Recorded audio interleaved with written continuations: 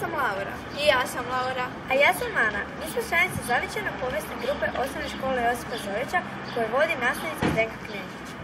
Danas smo vaši domaćini, povest ćemo vas na mali obilazak Dugog Sela. Krenimo.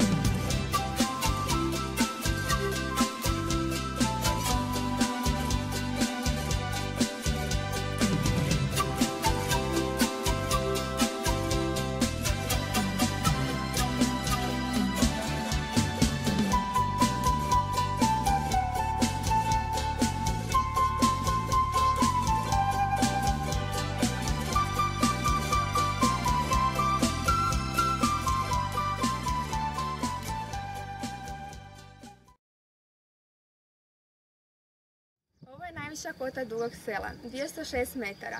Južno od nas nalazi se naplavna nizina uz lijevu obalu rijeke Save, a na istoku nas omeđuju rijeka Lonja i potok Črnic. Na sjeverozapadu je Medvednica s Prigorjem. Na zapadu je Žumberačko gorje, na jugozapadu su Vugomeričke gorice, na jugoistoku je Moslavačka gora, a na sjeveru je Kalnik.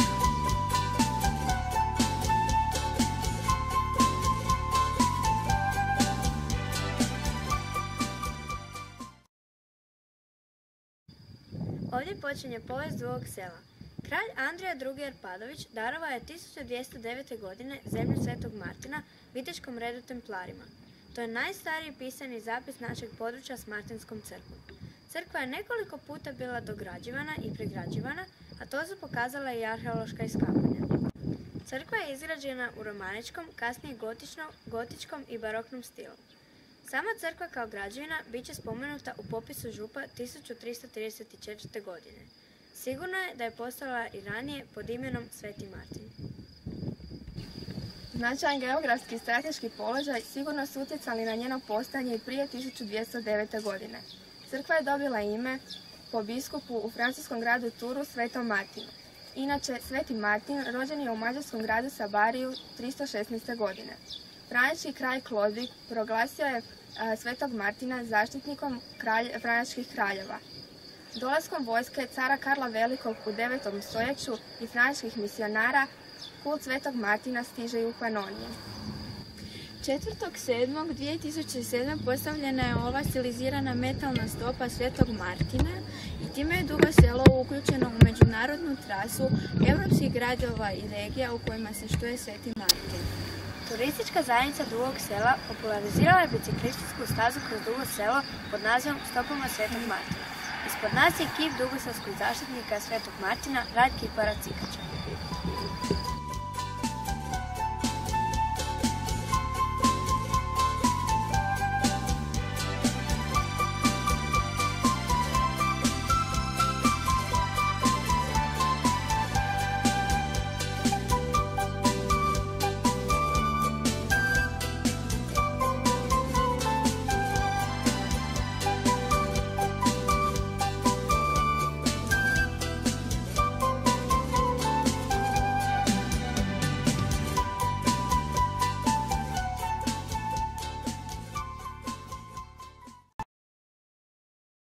Kada je ukinut templarski red ili red Božijaka, zemlju Svetog Martina preuzimaju Ivanovci.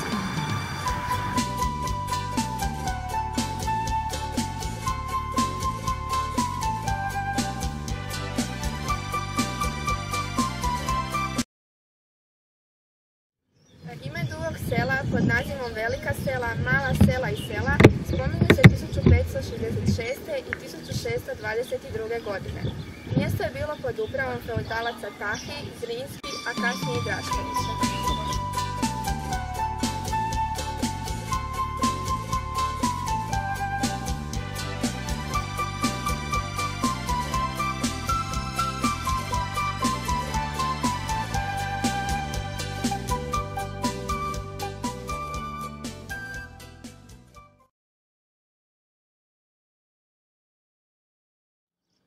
Ovo je grobnica obitelji Drašković koji su živjeli i bili vlasnici kuće i zemlje od sredine 19. stoljeća pa sve do 1945. godine.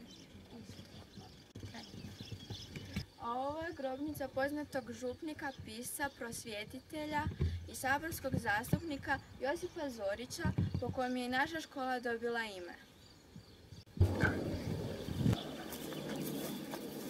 Martinske vinograde cijenili su i templari i Ivanovci i feudalni gospodari našeg zavičaja, ali i sami Dugoselci. Kako je upravna važnost imala naše Dugo Selo, govori i to što je 1850. postao kotarsko središte i ostao kotar do 1955. kada postaje općinsko središte. Do 1997. smo grad.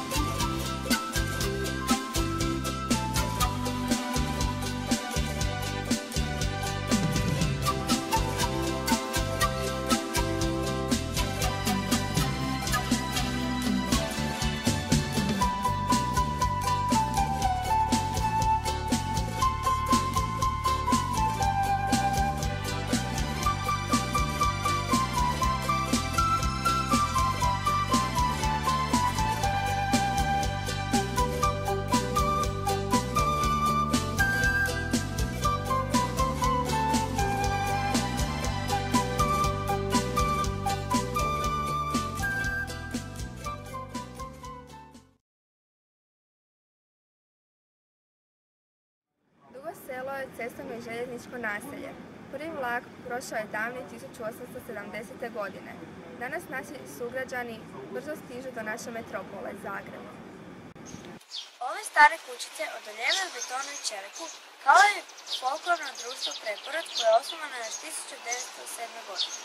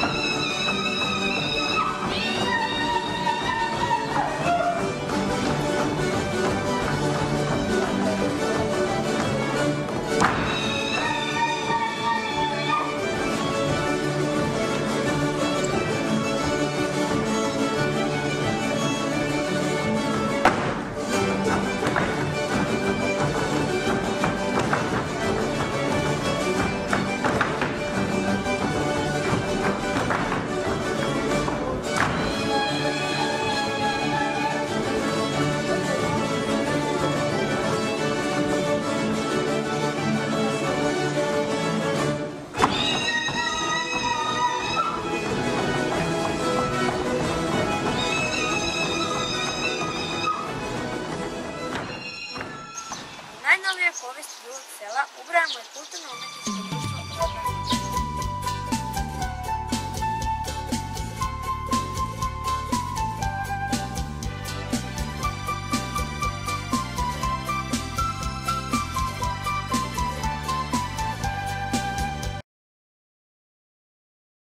Imamo i dvije župne crkve. Ova župna crkva Svetog Martina sagrađena je 1900. godine po nacrtima čuvenog Hermana Bollea u neogotičkom stilu. Druga župna crkva Svetog Križa nalazi se na istoku grada u Lukaričiću.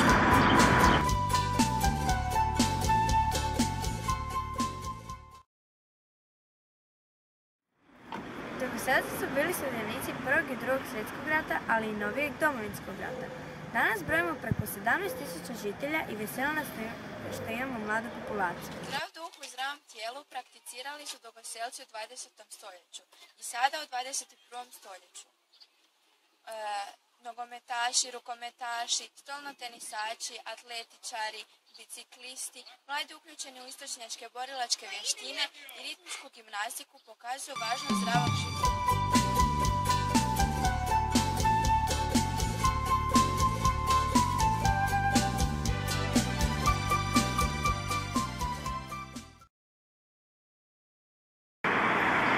Nalazimo se ispred stare osnovne škole.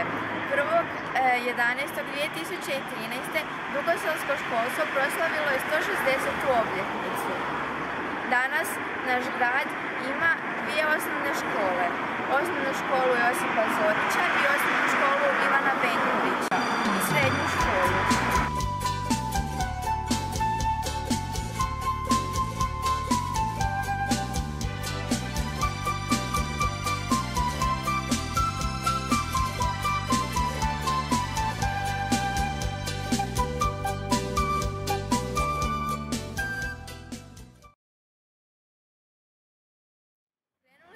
Obilazak ispred škole Josipa Zorića.